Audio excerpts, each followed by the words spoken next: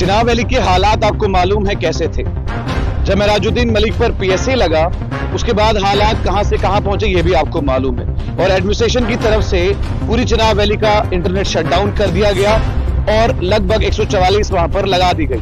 144 के साथ साथ 163 भी। मेरे साथ जो इस समय शख्सियत मौजूद है इनका नाम फातिमा फारूक है। तो बुंजा कॉन्स्टिट्यूंसी हमारी है, तो किन किन हालातों से हमारी गरीब आवाम गुजरी या फिर जितनी भी वहाँ की वुमन है वो किन हालात से गुजरी हैं वो तो सोशल मीडिया पे सबने देखा है। हालांकि वो तमाम वीडियोस हमारी सामने हैं क्योंकि हमने कोई भी पत्थरबाजी नहीं की, कोई ऐसी हंगामी हालत नहीं की, लेकिन फिर भी हम पे लाठीचार्ज हुआ। 2 बार हॉस्पिटल से ही हमें अरेस्ट किया गया। उसमें मैं 10 दिन तो थाने में रही, जिनमें 3 दिन उन्होंने ऐसा कुछ भी नहीं किया और उन्होंने मुझे थाने में अच्छी तरीके से रखा। लेकिन उसके बाद एडमिनिस्ट्रेशन का ही ऑर्डर है क्योंकि पुलिस तो बेचारी वो तो उनका कोई हमें वो नहीं है, हमें नहीं है दुख की पुलिस ने हमारे साथ ऐसा किया, क्योंकि एडमिनिस्ट्रेशन का ऑर्डर होता है तो उनको अपनी ड्यूटी करनी है। अवाम की आवाज उठाना या किसी की मदद करना क्राइम है तो ये क्राइम हम फिर बार बार करेंगे। हॉस्पिटल में मुझे लिया गया था, मेरे साथ मेरे हस्बैंड थे और भी 2-3 बहनें थी मेरे साथ। तो जब मुझे नहीं पता है, मुझे बेहोशी का इंजेक्शन लगाया गया था या सचमुच में मुझे 5-6 घंटे नींद आ गई थी ये नहीं मुझे पता। लेकिन जब मेरी आंखें खुली तो जितने भी वार्ड में मेरे साथ एडमिट थे बंदे, उन्होंने कहा कि एक एक करके आपके हस्बैंड का तो कोई भी मना वो प्रोटेस्ट ज्वाइन किया, उन्होंने ना कुछ किया था लेकिन उसको भी डिटेन कर लिया। उसके बाद आपके साथ जो बहनें थी उनको भी डिटेन कर लिया है। लेकिन महराज साहब ने कोई गाली नहीं दी है। हम फिर भी कहते हैं कि महराज साहब निर्दोष है। जब किसी की बात नहीं सुनी जाती है, जब बेगुनाहों पे जुल्म किया जाता है तब बोलना हक बनता है। जहाँ पे डिप्टी कमिश्नर सर हमारे जो हरविंदर सिंह सर है, हम जहाँ पे वो अच्छा काम करते हैं हम उन्हें भी सैल्यूट पेश करते हैं, लेकिन जहाँ पे उन्होंने गलत कदम उठाया उस वक्त हमें महराज साहब की पार्टी से मैं नहीं हूँ। चिनाब वैली के हालात आपको मालूम है कैसे थे। जब मेराजुद्दीन मलिक पर पीएसए लगा उसके बाद हालात कहां से कहां पहुंचे ये भी आपको मालूम है और एडमिनिस्ट्रेशन की तरफ से पूरी चिनाब वैली का इंटरनेट शटडाउन कर दिया गया और लगभग 144 वहां पर लगा दी गई। 144 के साथ साथ 163 भी। मेरे साथ जो इस समय शख्सियत मौजूद है इनका नाम फातिमा फारूक है। ये एक्स बीडीसी रह चुकी हैं और मेराजुद्दीन मलिक के हक में इन्होंने जब बातें की तो एडमिनिस्ट्रेशन के द्वारा सख्ती जो है इन पर भी बरताई गई। सब कुछ सोशल मीडिया के प्लेटफॉर्म पर आपने देखा। आज इस समय हमारे साथ मौजूद है फातिमा जी, आपका बहुत बहुत स्वागत मैं करता हूं चैनल 1 में। Thank you so much. Fatima ji, मुझे सबसे पहले ये बात बताइए कि जो हालात आपने 2 दिनों में देखे उसमें जो सख्तियां आप पर बीती हैं उसमें आप कैसे रहे? जैसे कि आप तमाम हजरात जानते हैं और ख़ास करके जो मेरे सोशल एक्टिविस्ट मेरे भाई हैं वो जानते हैं कि जब महराज साहब पे पीएसए लगा उसके बाद अगर डिस्ट्रिक्ट डोडा की जो बुंजा कॉन्स्टिट्यूंसी हमारी है तो किन किन हालातों से हमारी गरीब आवाम गुजरी या फिर जितनी भी वहाँ की वुमन है वो किन हालात से गुजरी हैं वो तो सोशल मीडिया पे सबने देखा है। क्योंकि जब एक प्रोटेस्ट किया था तो उस प्रोटेस्ट को हमने सिर्फ ज्वाइन किया था। हालांकि वो तमाम वीडियोस हमारी सामने हैं क्योंकि हमने कोई भी पत्थरबाजी नहीं की, कोई ऐसी हंगामी हालत नहीं की, लेकिन फिर भी हम पे लाठीचार्ज हुआ 2 बार। एक बार दुनदी पुल पे और दूसरा शिवा पुल पे हम पे लाठीचार्ज हुआ, जिसमें हम मेरे साथ और बहनें भी थी वो भी इंजर्ड हो गई।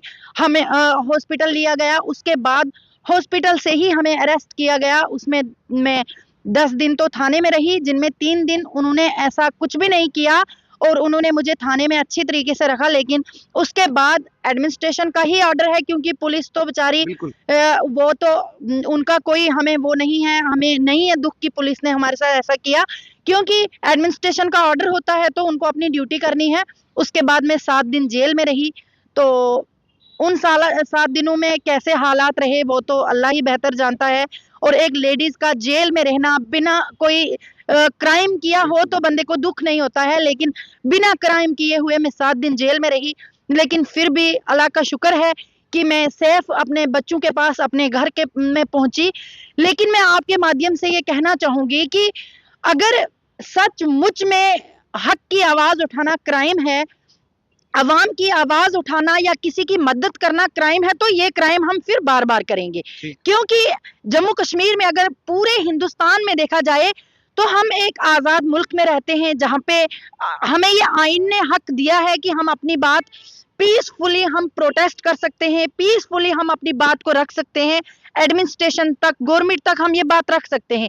लेकिन फिर भी जब बंदा इस प्लेटफॉर्म पे आता है या प्रोटेस्ट करता है या अपनी बातें रखता है, तो या तो उस पे पैसे लग जाता है या उसे अरेस्ट कर लिया जाता है। एक बात मुझे आपसे जाननी है, हमने देखा जब आप हॉस्पिटलाइज हुई जीएमसी डोडा में, उस समय पुलिस वार्ड से लेकर और बाहर तक बिल्कुल साथ थी, और जब आपको व्हील चेयर से बाहर लाया जा रहा था उस समय आपको डिटेन कर दिया गया। क्या आपको लगता नहीं है कि आप हॉस्पिटलाइज थे, आपके या 2 दिन या 3 दिन ठीक होने के बाद भी आप कहीं भाग नहीं रहे थे, सबको पता था आप कहाँ रहती हैं, तो आपको लगता नहीं है ये जबरदस्ती टारगेट जो है फातिमा फारूक को उस समय किया गया था? बिल्कुल, जब मुझे अंदर लिया गया, जब मैं हॉस्पिटल में मुझे लिया गया था, मेरे साथ मेरे हस्बैंड थे और भी 2-3 बहनें थी मेरे साथ। तो जब मुझे नहीं पता है, मुझे बेहोशी का इंजेक्शन लगाया गया था या सचमुच में मुझे 5-6 घंटे नींद आ गई थी, ये नहीं मुझे पता। लेकिन जब मेरी आंखें खुली तो जितने भी वार्ड में मेरे साथ एडमिट थे बंदे, उन्होंने कहा कि एक एक करके आपके हस्बैंड का तो कोई भी ना वो प्रोटेस्ट ज्वाइन किया, उन्होंने ना कुछ किया था, लेकिन उसको भी डिटेन कर लिया। उसके बाद आपके साथ जो बहनें थी उनको भी डिटेन कर लिया है। अब आप अकेले ही हो बेड पे, अब आपको ये डिटेन करेंगे। तो मतलब अंधा कानून है। हमारे ही डिस्ट्रिक्ट डोडा की बात है, क्योंकि देखो एक पुरअमन, यहाँ पे अगर मैं हिंदू मुस्लिम की बात करूं, सिख ईसाई जितने भी हैं, पुरअमन लोग हैं। बिल्कुल। हुकूमत और जो हमारी एडमिनिस्ट्रेशन है वो खुद ऐसे हालात पैदा करते हैं कि बंदा कोई हंगामी हालत खड़ी करे या फिर कोई ऐसा कदम उठाए जिससे मुश्किल का सामना उनको भी करना पड़े और हमें भी। हम अगर पीसफुली प्रोटेस्ट कर रहे थे, हमारी हर जगह वीडियोस है कि हम कुछ भी ऐसा नहीं करेंगे, लेकिन फिर भी उन्होंने हमें लाठी चार्ज किया। और उनको पता है, एक बार उन्होंने नदी में हमें मारा, वो भी एडमिनिस्ट्रेशन का ऑर्डर था, उन्होंने इशारा किया था, उन्होंने मारा। लेकिन दूसरी बार उन्होंने हमें अंधेरे में मारा। उस वक्त वहां पे ना कोई लाइट थी, वो तो खुद मतलब उन पे के पास सेफ्टी थी, हमारे पास तो कुछ भी नहीं थे, हमारे फोन भी स्विच ऑफ हो गए थे। उस वक्त इतना मारा है कि बहुत ज्यादा मारा है। मुझे ये बात बताइए कि महराजुद्दीन मलिक के खिलाफ जो पीएसए लगा है, अगर हम बात करें महराज मलिक की, तो उनकी लैंग्वेज के हिसाब से हम, हालांकि उनकी या आप या मैं उनकी लैंग्वेज का समर्थन नहीं करेंगे, ठीक है, हम कहते हैं कि वो फॉल्स लैंग्वेज का इस्तेमाल किया गया था, लेकिन जो हिंदुस्तान के सीजीआई पर जूता फेंका गया, उसको कहा, उसने सॉरी बोला और मामला खत्म हो गया। गाली देने पर पीएसए है और सीजीआई पर जूता फेंकने पर सॉरी बोल दिया जाता है, ये कहां तक कानून आप समझती हैं? देखिए, जहां तक महराज मलिक साहब का सवाल है, तो ये वबाल वहां से खड़ा होता है जब महराज मलिक साहब, अगर आप हमारे डिस्ट्रिक्ट डोडा में आएंगे, आपको पता चलेगा कि जिस हेल्थ सेंटर से ये वबाल खड़ा हुआ था, जहां पे डिप्टी कमिश्नर सर हमारे जो हरविंदर सिंह सर है, हम जहां पे वो अच्छा काम करते हैं, हम उन्हें भी सलूट पेश करते हैं। लेकिन जहां पे उन्होंने गलत कदम उठाया, उस वक्त हमें महराज साहब की पार्टी से मैं नहीं हूं, क्योंकि आपने देखा है तो हम महराज साहब की पार्टी को ना सपोर्ट करते थे और ना करते हैं। लेकिन जहां पे डीसी सर ने एक गलत कदम उठाया, जहां पे हेल्थ सेंटर को महराज साहब रखना चाहते थे, वहां पे डीसी सर नहीं रखा, क्योंकि डीसी सर ने एक बंदे की जो दोस्ती के लिए ये इतना बड़ा हंगामा खड़ा कर दिया। महराज साहब कहता था जिस गरीब के घर में ये सब सेंटर है, ये यहीं पे रहना चाहिए, लेकिन उन्होंने जब उठा लिया और उसके साथ साथ महराज साहब पे एफआईआर भी हो गई। और अब जब बंदा कोई गिरता है या जब बंदे को लग जाती है, वो ये बाद में देखता है मुझे लगी या नहीं, लेकिन वो पहले देखता है किसी लोगों ने मुझे नहीं देखा। महराज साहब ने जो भी कहा डीसी सर को, उसमें गाली कुछ भी नहीं है, लेकिन गाली पे पैसे लगा। आप कहते हैं कि उन्होंने जूता मारा चीफ जस्टिस को, ये हम भी कड़े लफ्जों में मजम्मत करते हैं और अपील भी करते हैं कि अगर जूता फेंकने पे उन्हें कुछ नहीं किया तो महराज साहब पे पैसे क्यों हैं? और उसने तो कोई ऐसी गाली नहीं दी है, बल्कि वो भाषा जो है, उसकी लैंग्वेज जो है, वो खुद महराज साहब की भाषा नहीं है, हम कहते हैं आपको। क्योंकि डिस्ट्रिक्ट डोडा में जब गरीब आवाम पे जुल्म होता है, तब हर कोई बंदा जाता है, जैसे मैं 5 साल रिप्रेजेंटेटिव रही, तो अवाम ने मुझ पे भरोसा किया होता है, वो मेरे पास आते हैं और मुझे कहते हैं कि ये प्रॉब्लम है, हमें ये हमारे दुख है। ऐसे ही महराज साहब जब एमएलए बना, उनको चुन के असेंबली में भेजा गया, जब अवाम वहां पे आती है महराज साहब को दुख सुनाने, तो महराज साहब, जब एडमिनिस्ट्रेशन तो मानती नहीं है, सरकारें काम करना मानती ही नहीं, या फिर वो जानती नहीं है काम कैसे करते हैं, तो महराज साहब जब दुख अंदर से उसको होता है तो उसकी तेज लैंग्वेज निकलती है। बाकी वो गाली उसने किसी को नहीं दी है। एडमिनिस्ट्रेशन को भी उसने कहीं पे भी ऐसी गाली नहीं दी है, बल्कि कहा है कि जो आप देते हो वो अपने बाप का तो नहीं देते। सही बात है, अगर मैं जब बीडीसी तो मुझे भी हजारों लोगों ने कहा। देखिए फातिमा जी, हमने भी कुछ वीडियोस देखी महराज साहब की, उस पे उन्होंने कहा है कि तुम दल्ले हो, कुछ इस तरीके का अल्फाजों का इस्तेमाल किया है। हालांकि उसमें कोई ऐसी गाली नहीं है जिसपे एक बहुत बड़ी कॉन्स्पिरेंसी बन जाए, लेकिन फिर भी एक एमएलए होकर क्या ये भाषा का बोलना क्या सही रहता है? सिंपल एक सवाल है, क्या आपको लगता है, आप जब बीडीसी थी, क्या कभी आपने इस तरीके की लैंग्वेज का इस्तेमाल किया है कहीं पर, या गुस्से में आकर आपने कभी कभार ऐसा बोला है? देखिए, गुस्से में बंदे से मतलब बातें निकल जाती हैं, लेकिन महराज साहब ने कोई गाली नहीं दी है। हम फिर भी कहते हैं कि महराज साहब निर्दोष है। जब किसी की बात नहीं सुनी जाती है, जब बेगुनाहों पे जुल्म किया जाता है, तब बोलना हक बनता है। तब मुंह से ये नहीं हम कहते हैं कि हम गालियों की सपोर्ट करेंगे, लेकिन महराज साहब यहाँ इस जगह में निर्दोष हैं। फातिमा जी, हर जगह 7 दिन 10 दिन आप जेल के अंदर रही, वो जो जेल के दिन और रात थे वो कैसे कटे? क्या घर की याद आती थी? क्या वो आंखों से आंसू बहते थे? क्या वहां की जो तड़प थी घर की, क्या वो आई आपको? क्या उस समय आपको ये महसूस हुआ कि इस समय आप जेल की सलाखों के अंदर है तो घर पे क्या हाल होगा? बिल्कुल, क्योंकि कोई भी मतलब फैमिली का बंदा जब बाहर कहीं किसी काम के लिए चला जाता है तो जाहिर सी बात है बीवी बच्चे परेशान होते हैं, माँ बाप परेशान होते हैं। तो मुझे भी बहुत परेशानी हुई, लेकिन फिर भी मैं अल्लाह ताला को हाजिर नाजिर रख के और अपने दिल में ये सोच के मुझे इत्मीनान होता था कि बुज़दिल होके मरने से बेहतर है।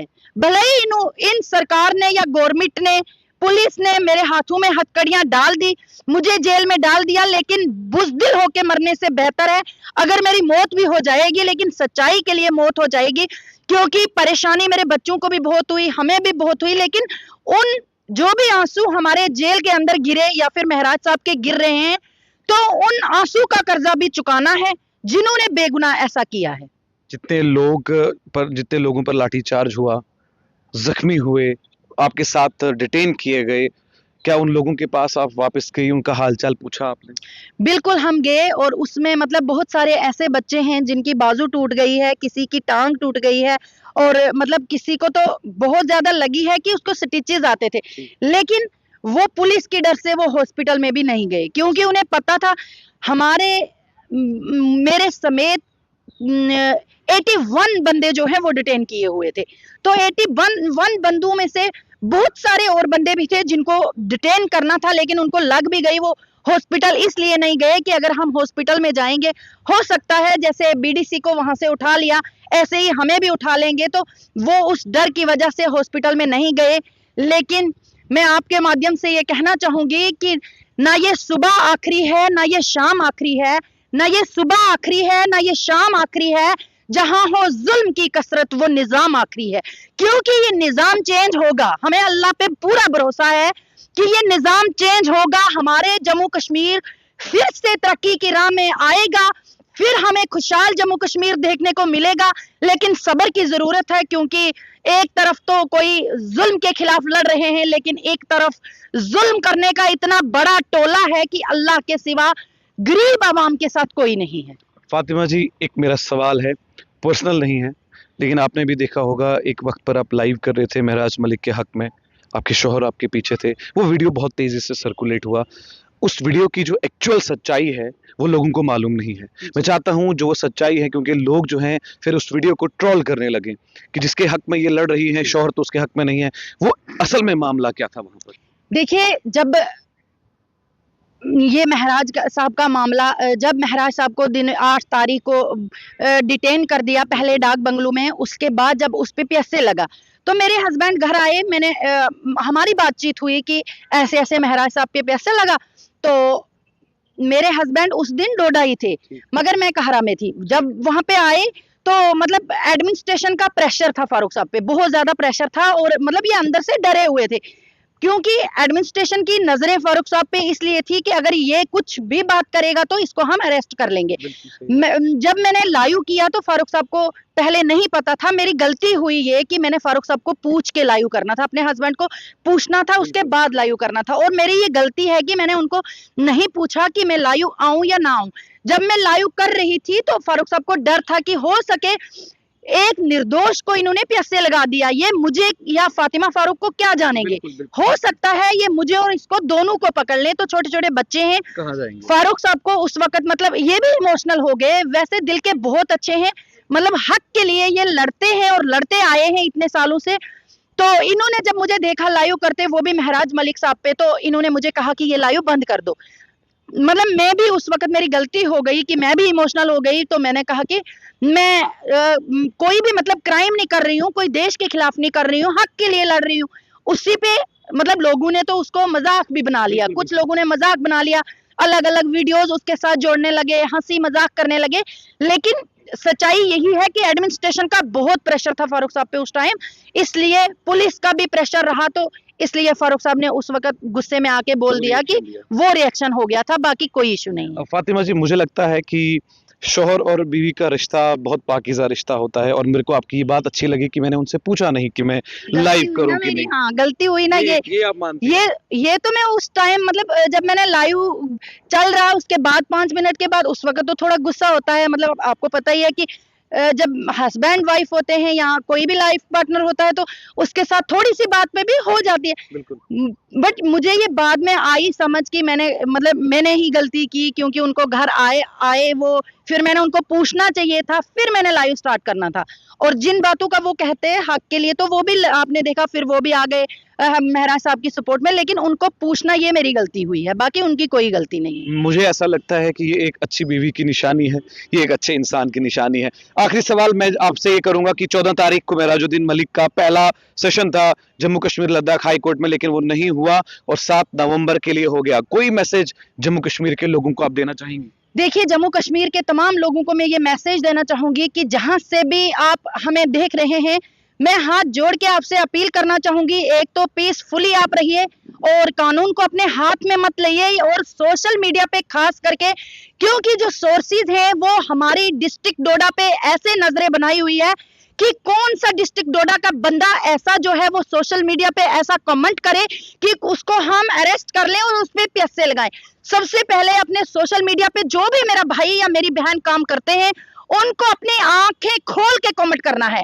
उनको कोई ऐसा गलत कमेंट नहीं करना है जिससे आपको मुसीबत पड़े या आपके घर वालों को मुसीबत पड़े। इसलिए एडमिनिस्ट्रेशन और हुकूमतें, जम्मू कश्मीर की तमाम जितनी भी पार्टियां हैं, आम आदमी पार्टी के अलावा, क्योंकि महराज मलिक उस पार्टी से है, बाकी सब पार्टियां एक राइफल लेके हाथ में खड़ी हुई है कि कब ये कोई ऐसा काम करें डिस्ट्रिक्ट डोडा के बंदे कि हम इनको अरेस्ट करवा सके। तो कोई भी ऐसा काम नहीं करना है, पीसफुली रहना है, कानून को अपने हाथ में नहीं लेना है, अल्लाह ताला पे भरोसा रखना है, क्योंकि हमें अदालतों पे पूरा भरोसा है।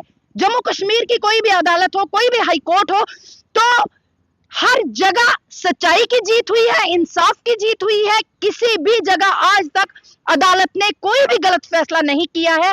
हमें पूरा भरोसा है कि अगर 3 महीने के बाद या 6 महीने के बाद महराज साहब बाहर आएंगे, इंशाल्लाह वो निर्दोष साबित होंगे, कोई भी ऐसा क्राइम उनके सर नहीं लगेगा।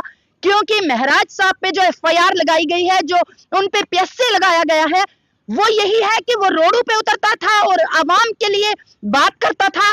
वो जितनी भी आवाम बेरोजगार है, वो बेरोजगारी के खिलाफ लड़ता था। वो जहां भी बात करता था, हक और सच की बात करता था। इसलिए महराज साहब को प्यासे लगा है, बाकी मेरी आवाम को घबराने की जरूरत नहीं है। अगर एक महराज अंदर है, लेकिन हजारों महराज हमारी कॉन्स्टिट्यूंसी में बाहर हैं। हर घर से महराज बन के निकलेंगे। ये कितने महराजों को पर्चे लगाएंगे, कितने महराजों को FIR करेंगे। हर घर में आज आप अगर हमारे डिस्ट्रिक्ट डोडा में जाओगे, हर घर में, चाहे वो किसी पार्टी से बिलोंग करे, चाहे बीजेपी से हो, NC से हो, कांग्रेस से हो, PDP से हो, किसी भी पार्टी से, लेकिन वो सब महराज साहब की सपोर्ट में खड़े हैं। क्योंकि आज वहां पे लोगों को डेवलपमेंट भी भूल गई है। वो हमारी कॉन्स्टिट्यूंसी जैसे यतीम हो गई है। उनका एक ही मुद्दा है कि महराज साहब बाहर आना चाहिए। चलिए, बहुत बहुत शुक्रिया। महराजुद्दीन मलिक के हक में हिंदू भी बोला, मुसलमान भी बोला, सिख भी बोला और ईसाई भी बोला। और यही बात है कि मजहब नहीं सिखाता आपस में बैर रखना। हिंदी है हम, वतन है हिंदुस्तान हमारा। ये वही फातिमा फारूक मेरे साथ इस समय चैनल वन पर इंटरव्यू दे रही थी, जिसको पुलिस ने डिटेन किया था हॉस्पिटल से जब ये व्हीलचेयर पर थी। बहुत सारी वीडियो जो हैं वो इस इंटरव्यू में आपने देखी होंगी, और मैं उम्मीद करूंगा कि जो भी फातिमा फारूक ने कहा है वो सही मानों में पॉजिटिव लिया जाए। उस पर ट्रोल करने की जरूरत नहीं है, और ना ही इनके किसी भी इंटरव्यू या किसी भी भाषा को नेगेटिविटी बनाकर आधा आधा करके अपने पेजेस पर चढ़ाया जाए। आप चैनल वन देख रहे हैं, जम्मू से आकिब आफ्ताब के साथ।